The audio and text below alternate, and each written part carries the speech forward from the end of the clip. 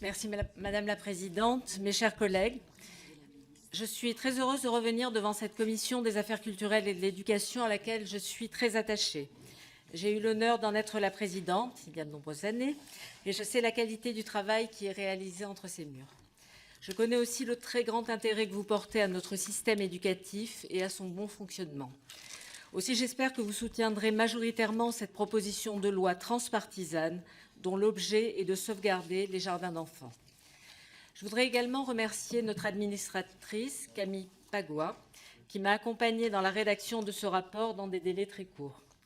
Nous avons pu entendre une quinzaine d'acteurs directement concernés, la Direction générale de la cohésion sociale et la Direction générale de l'enseignement scolaire, les représentants des professionnels et des jardins d'enfants, les parents d'élèves, mais aussi plusieurs communes qui s'inquiètent de devoir fermer ces structures auxquelles elles sont très attachées.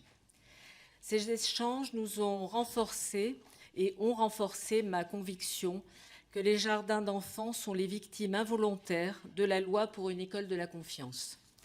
En effet, aucune étude préalable n'avait anticipé leur disparition. Ce n'est qu'après le vote de la loi Blanquer qu'une mission d'expertise a été menée par l'IGAS et par l'IGSR.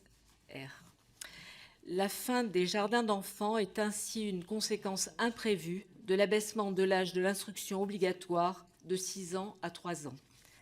D'ailleurs, c'est dans cette commission que, lors de l'examen de la loi de 2019, la question a été soulevée et qu'une dérogation a été décidée jusqu'à la rentrée 2024. Alors, mes chers collègues, nous avons aujourd'hui la possibilité de réparer cette erreur. Et je voudrais vous expliquer pourquoi c'est important et quels sont les enjeux. Les jardins d'enfants ont une histoire séculaire. Ils sont inspirés des kindergarten allemands qui se sont développés en France dès le début du XXe siècle. Nous en comptons aujourd'hui environ 250 dans notre pays pour 8200 places. 70 d'entre eux ont une vocation pédagogique et accueillent 3000 enfants de 3 à 6 ans en vue de leur éducation. Ces jardins d'enfants se caractérisent par 3 dimensions très importantes. La première est leur forte dimension sociale. Elle remonte à leur origine. Ce sont des communes plutôt défavorisées qui ont eu le souhait de créer des jardins d'enfants. Elles voulaient ainsi développer des lieux d'apprentissage ouverts aux familles modestes. 22% des jardins d'enfants sont aujourd'hui situés dans des quartiers prioritaires de la politique de la ville. C'est le cas pour 13 des jardins d'enfants de la ville de Paris. Ainsi, contrairement à certaines idées reçues, les jardins d'enfants se caractérisent par une grande mixité sociale qui est même devenue leur essence. La deuxième dimension est familiale. La relation avec les parents est centrale dans la vie des jardins d'enfants. Ils sont partie prenante de leur fonctionnement. Leur implication est toujours recherchée. Il y a aussi un véritable accompagnement des familles.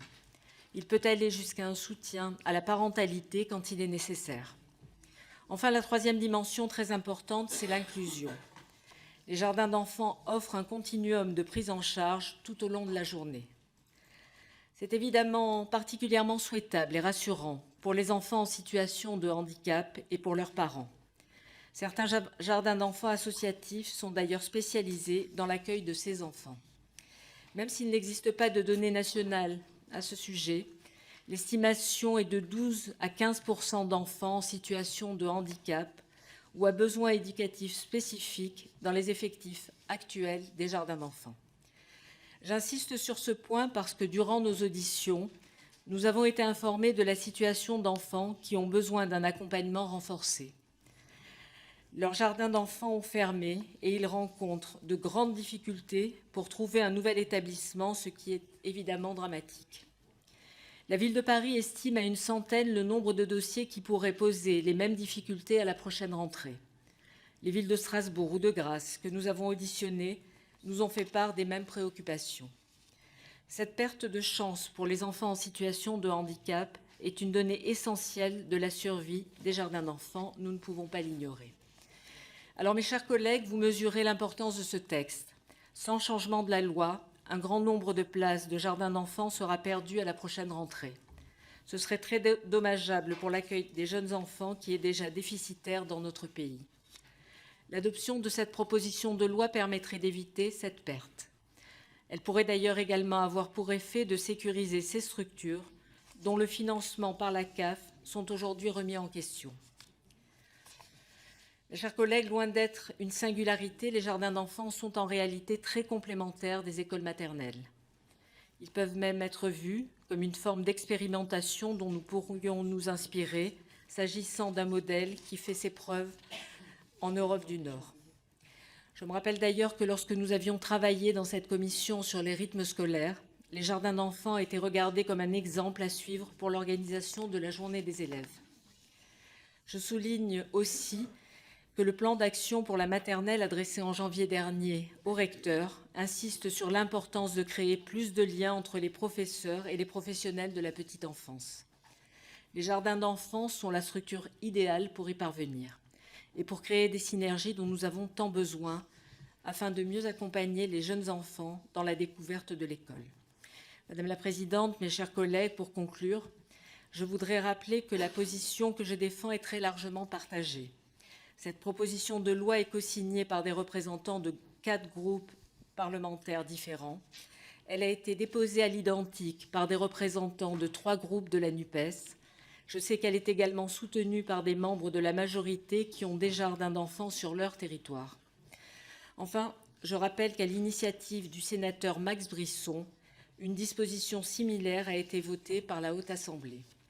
J'ai eu la confirmation que le gouvernement adoptera une position de sagesse. Dès lors, le choix nous appartient. Les jardins d'enfants sont une construction historique remarquable. Par notre vote, nous avons la possibilité de sauver ces établissements dont la disparition est programmée dès la fin de l'année scolaire. Saisissons donc cette chance de leur offrir un avenir. Je vous remercie.